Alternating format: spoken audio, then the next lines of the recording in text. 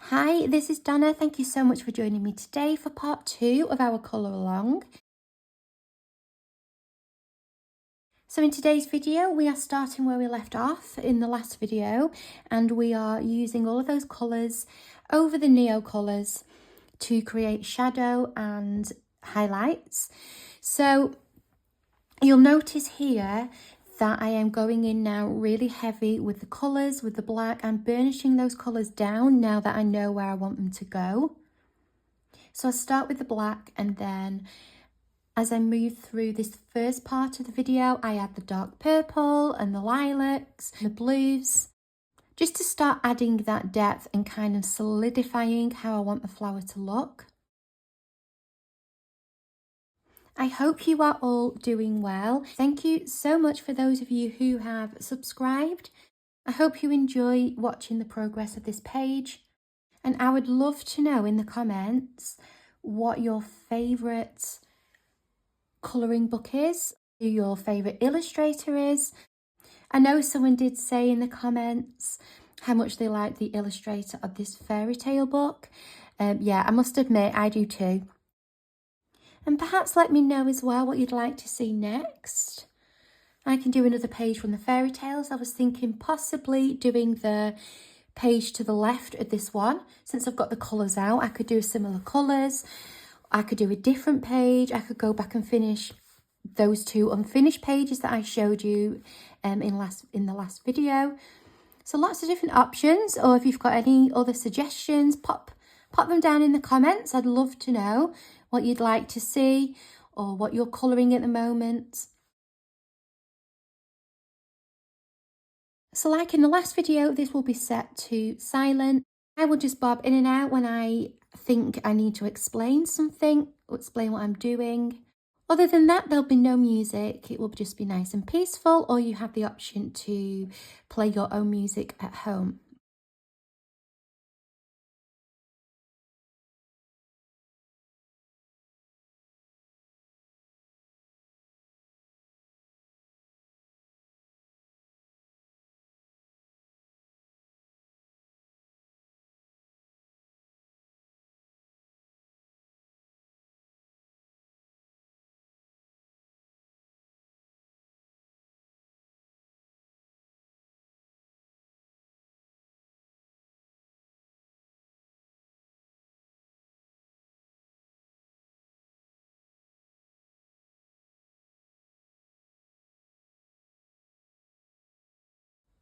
All of the colours should be on the screen, but if you look at how it is at the moment, just with these, the numbers and not the actual name, that's just due to space and being able to fit everything onto the screen. So when I'm just using a single colour, I will put the number and the name.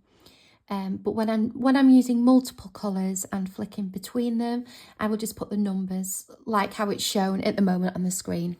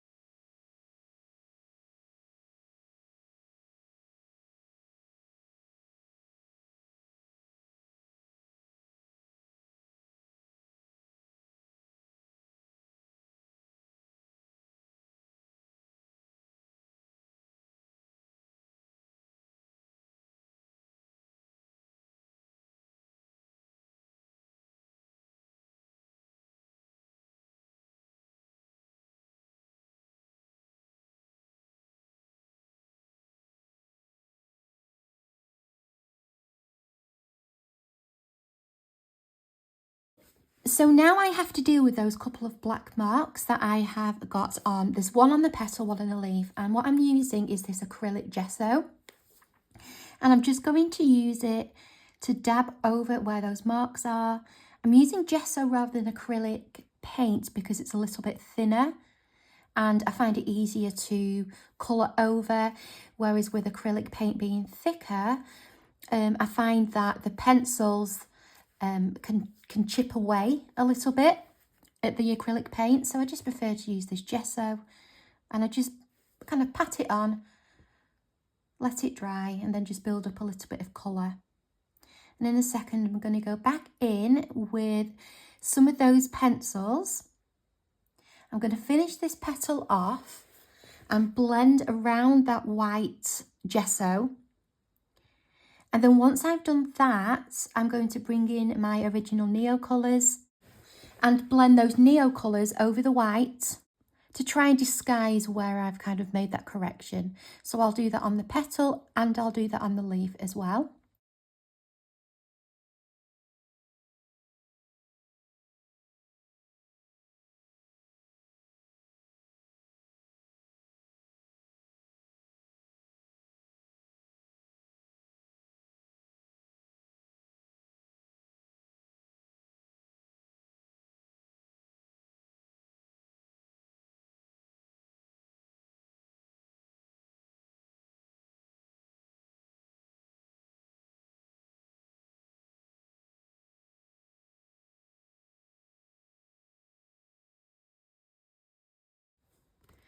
Okay, so here I am just going back over with that Neocolor. Now, I didn't find it the easiest. It was okay when I was colouring, but when I added the water, I think the gesso was a little bit slippery. So the Neocolor moved instead of covering, if kind of that makes sense. So it left some white visible, but it did give me some tooth to be able to go back over with the pencils.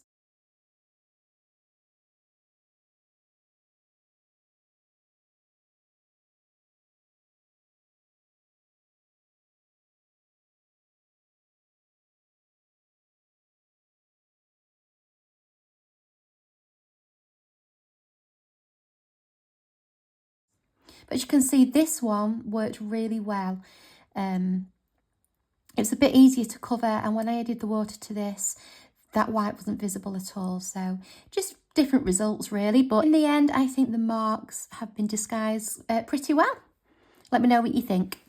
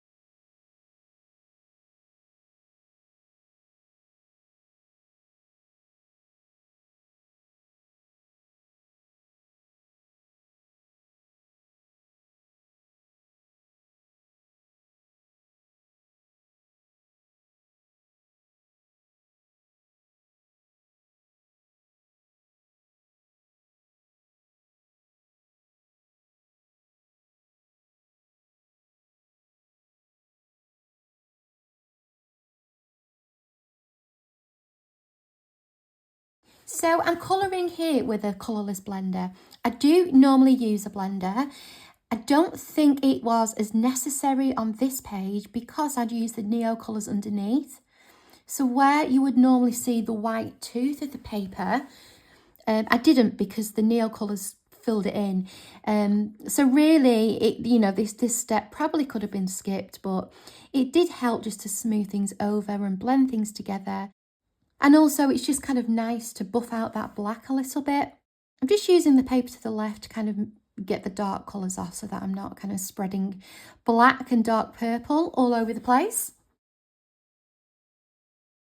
So now we're sorting out these leaves. I'm going in with the black for the shadow like I did on the petals.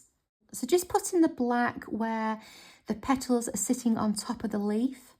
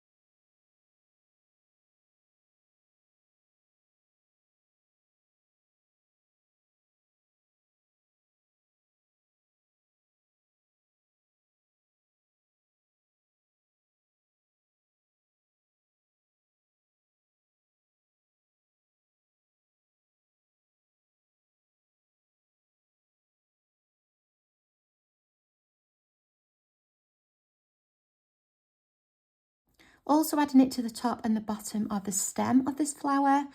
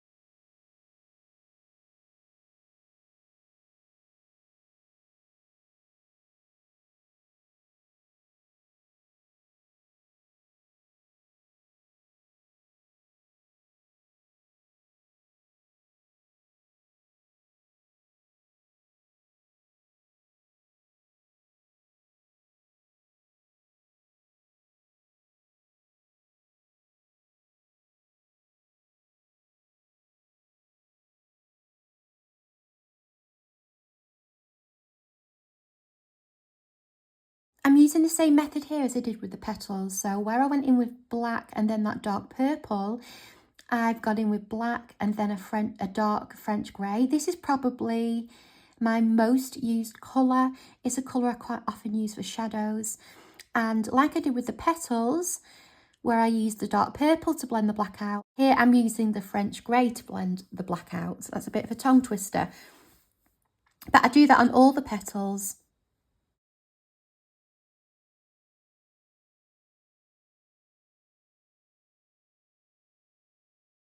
I actually keep the leaves quite dark because I want the focus to be on the petals. So I do make quite a big deal of these shadows, and actually off camera I do actually darken them a little bit more as well. So the picture you'll see at the end is the one after I've darkened them.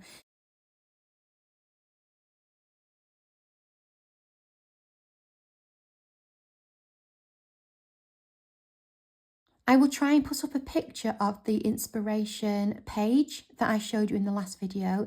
And I did the same thing there where I kept the leaves really, really dark so that the flower was the main focus. And I'm trying to achieve a similar thing here.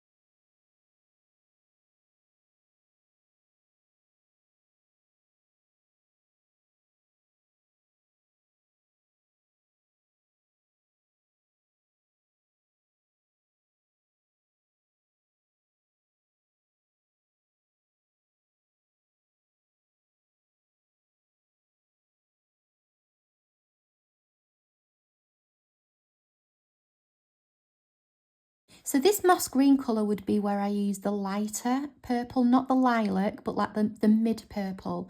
So this is like our mid green colour. So I'm using that as well to add some definition, and again, just to start blending out.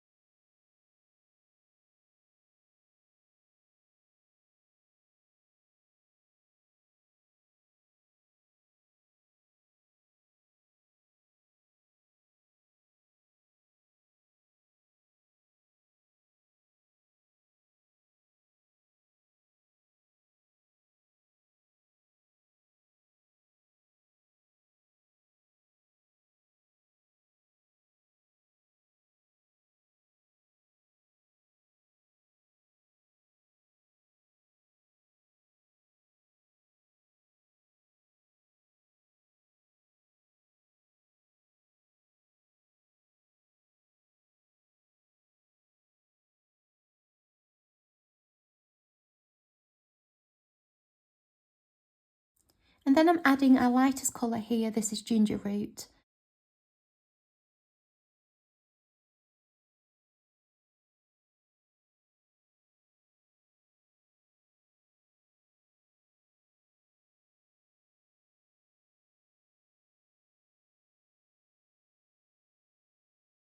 I do go back and darken those highlights a little bit as I start blending the colours together.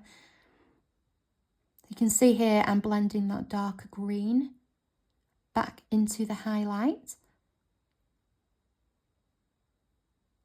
And I just go backwards and forwards like I did with the petals, trying to get the shadows and the highlights, but again, not adding too much detail.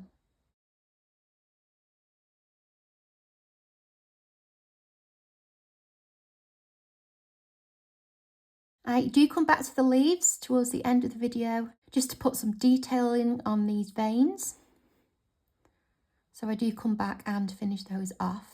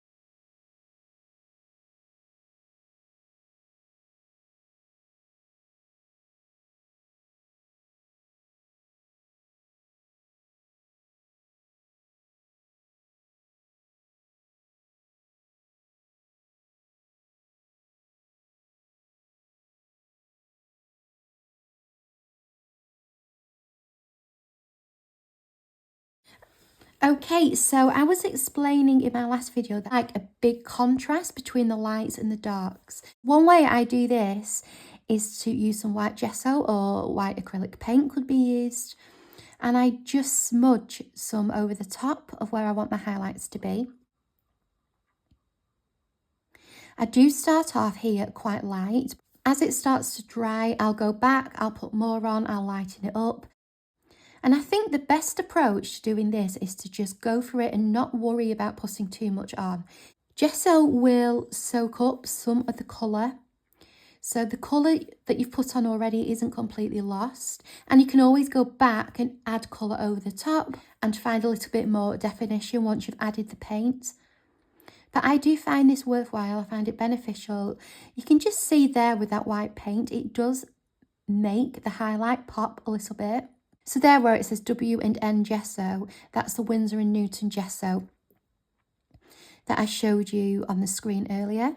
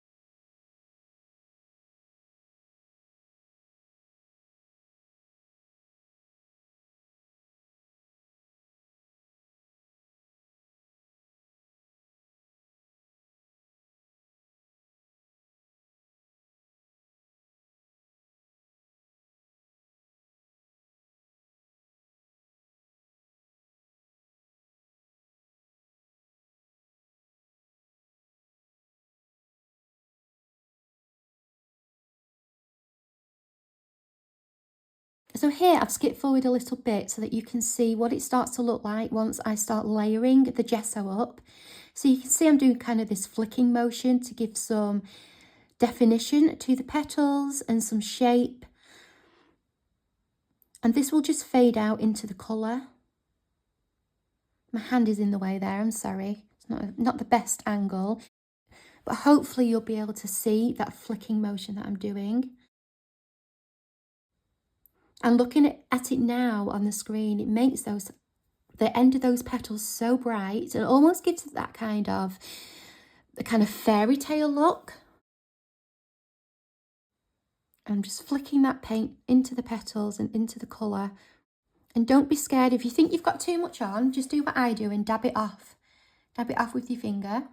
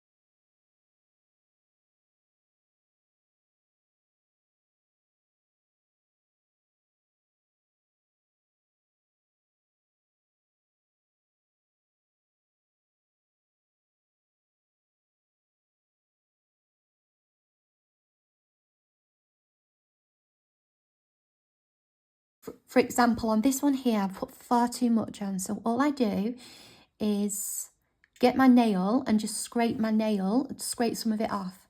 And it will help me to create more of like that flick shape rather than just like a block of colours.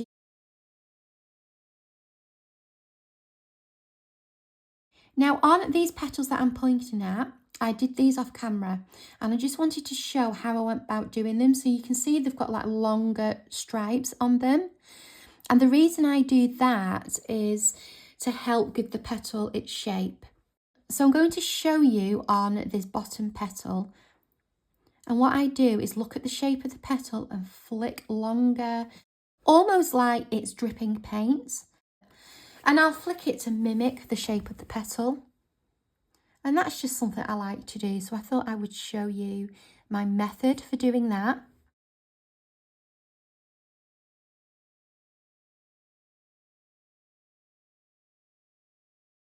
Now at this point, I thought I had ruined my hard work. I brought a Posca pen in because I didn't want those stripes on the petals to be black. But I didn't have the very thin nibbed Posca, so this was slightly too thick. But my main issue is, can you see how the paint is coming into the black where my shadows are? Which just looked really unrealistic and just took away from all that work I'd done on trying to get those sections black. I do find a fix for this though. And I will show you that in a second. It's really easy to kind of fix and sort out. And in the end, I do think it was worth doing because I just ended up with something that fitted in a little bit better with the petals rather than those black lines.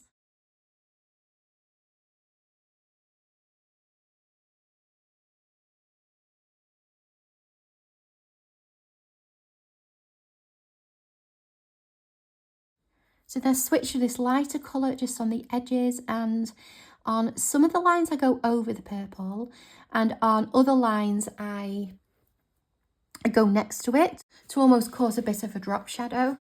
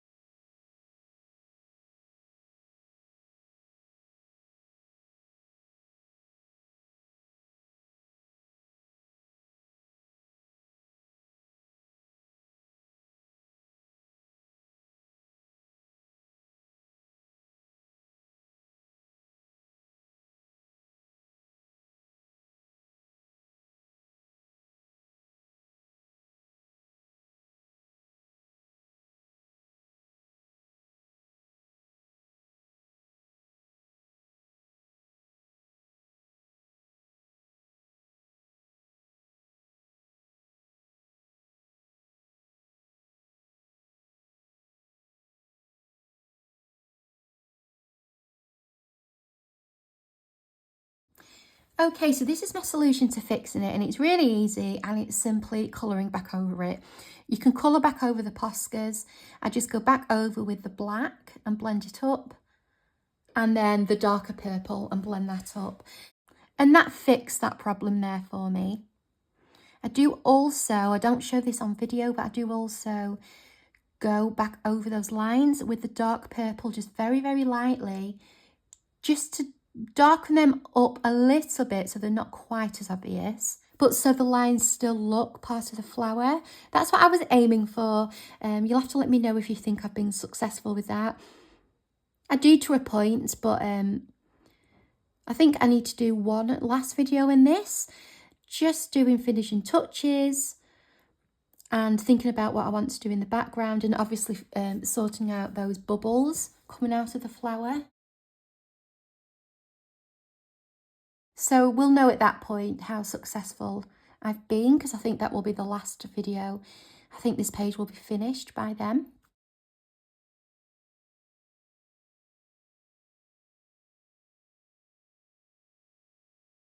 So here's the purple, I'm just bringing it up from the black, and you can see now those lines look more like they're emerging rather than just being there.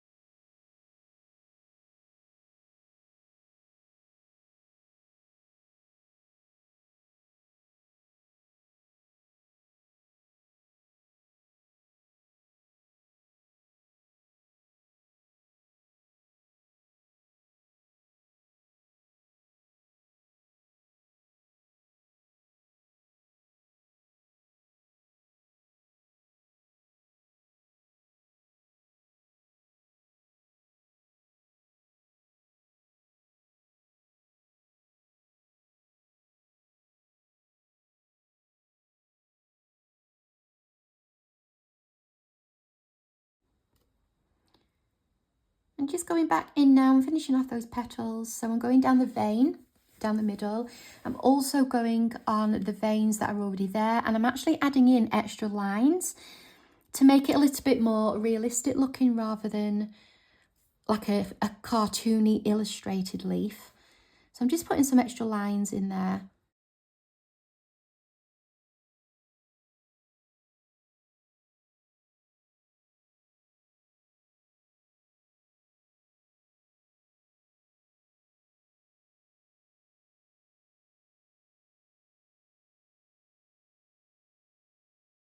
And off screen, as I said, I did darken those shadows. I put more black into the shadow and more of that French grey, 90% French grey.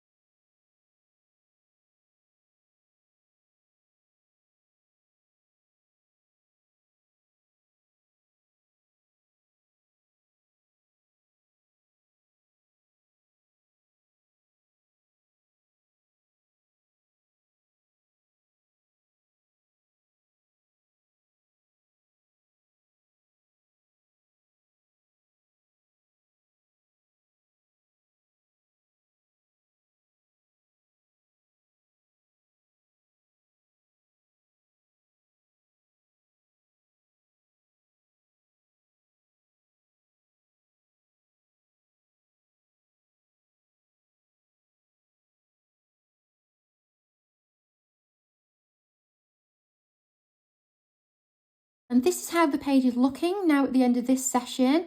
As I said, I'm gonna do one more video and finish it off. I'm gonna decide what I kind of want to do around the flower. And I really hope you'll join me next time for our last video on this flower. Don't forget to subscribe if you enjoyed this. And it's a massive help if you can leave a comment or give me a thumbs up. That just helps with the algorithm as well. Take care. See you soon. Bye.